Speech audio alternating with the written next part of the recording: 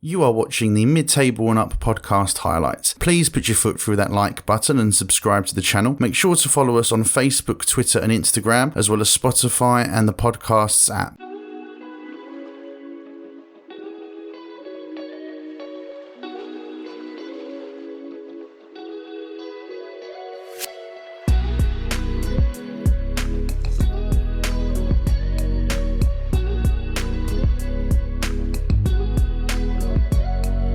George, what about you? So, my number 7, and this is on my list pretty much purely because of the historical side of it.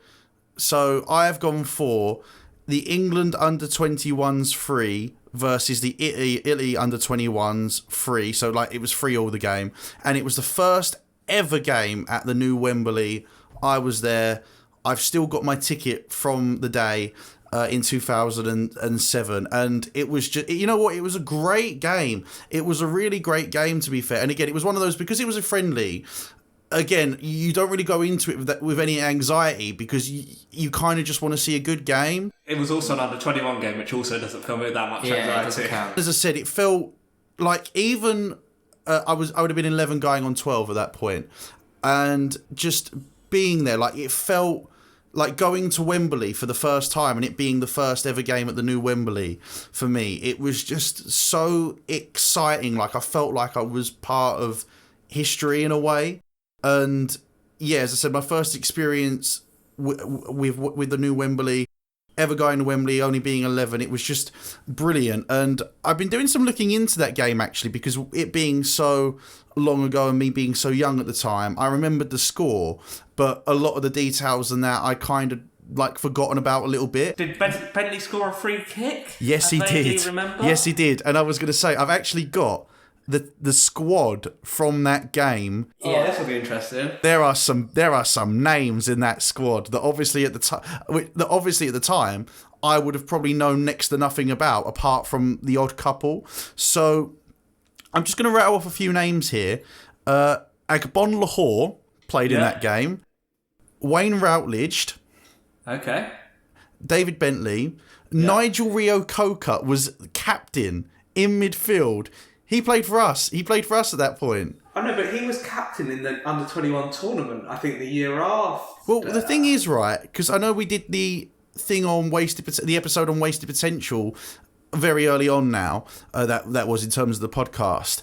Yeah. And he was kind of one that I forgot about because it was so long ago and I was so young that people kind of expected big things of Nigel Reo-coker. He was captain for us as well. And he was only 21 or something daft. And then his career ended on loan at Ipswich. Did he really? I didn't know that. Very late on in his career he was at Ipswich and he was absolute dog shit. Well, he went to Villa from us and he did okay there until the last couple of seasons and then it just went downhill and he was ended up being basically, I don't want to say nothing player, but kind of how he ended really. I think that's probably a fair enough description.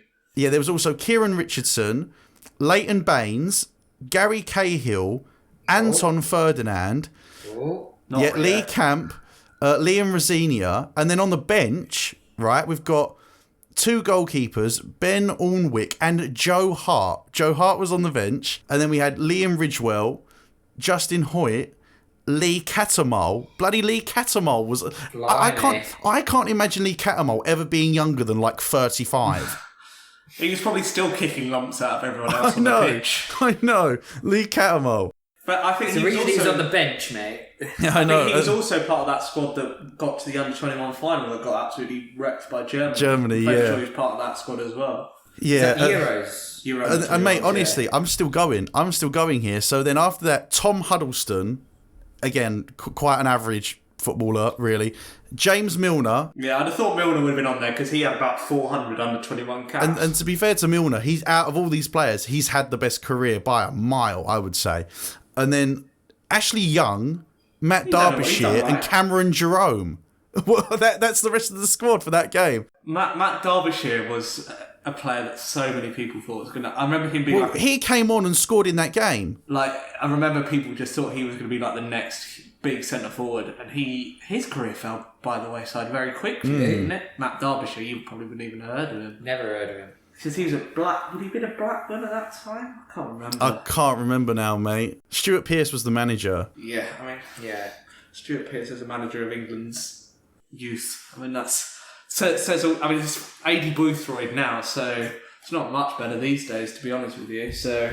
Yeah, very true. Was there any issues with the stadium that day? Because I remember, because it was only half full, wasn't it? Yeah, it wasn't a full stadium. It wasn't a full stadium, and I can't remember how much the tickets cost. I think it says the price on the ticket, but yeah, I've still got that in my drawer at home. Like, I've kept that. Well, it's an iconic game. In with the pants. Next to a signed picture of Emma Watson. Yeah, it's as treasured as my picture of Emma Watson for sure. Sticks together. Moving on. That's the second time you made that joke. To be fair, I'll give it to Matt. That's still funny. It's never not funny. Matt, you're not. That's the final whistle. Thank you so much for listening to this episode of the Mid-Table and Up podcast. If you enjoy our top 10 lists, please make sure to follow us on Twitter, Instagram and Facebook. Let us know what you would have done differently. If you watch this episode on YouTube, make sure to put your foot through that subscribe button and leave a like on the video, as well as follow us on Spotify, the podcast app, to keep up to date with the series. Thank you very much. See you next time.